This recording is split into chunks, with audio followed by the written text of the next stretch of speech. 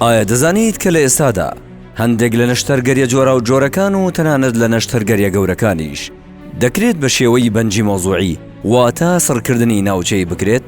ئەمجارە لە تاوەری تەندروستی سمارت ئاشناتان دەکەین بە ڕێگایەکی نوێی نەشتەرگەری کە لە ڕێگەی بەنجی مۆزوعیەوە ئەنجام دەدرێ و نەخۆش لە دۆخی ئاگایی تەواودایە.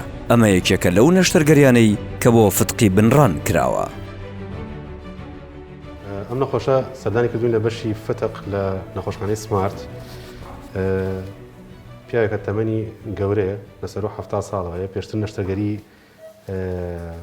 فتح سادری بۆ کراوە، واتە کردنەوەی سەنگی کراوە بۆ دڵی.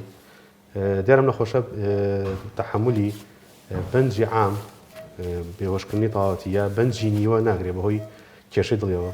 لەبەرەوە لێرە ئەلحەمدولیلا بەهۆی تیمێکی بێهۆشکاری پێشکەوتووە توانیمان ئەم نەشتەرگەری ئەنجام بدەین لە نەخۆشخانەی سمارت بەبێ ئەوەی پێویستیە بەنجی عام بێت، تەنها بە بەنجێکی مۆزوعی ئەو مەنتیقەی کە ئێمە ئیشەکەی تیاگەین ئەو شوێنە بەنجەکرێت و پێویستیە بەنجی عام نابێ و لەخوا بەزەوەی سەر نەخۆشەکە لەژێر عەمەلیاتەیە بێەوە هیچ ئازارێکی هەبێت و دوای چەند سەعاتێکیش لە تەواوبوونی نەشتەرگەریەکە توانێت بە ئاسایی بچێتە دەرەوە و هیچ کێشەیەکی نابێت ئینشاءڵڵا.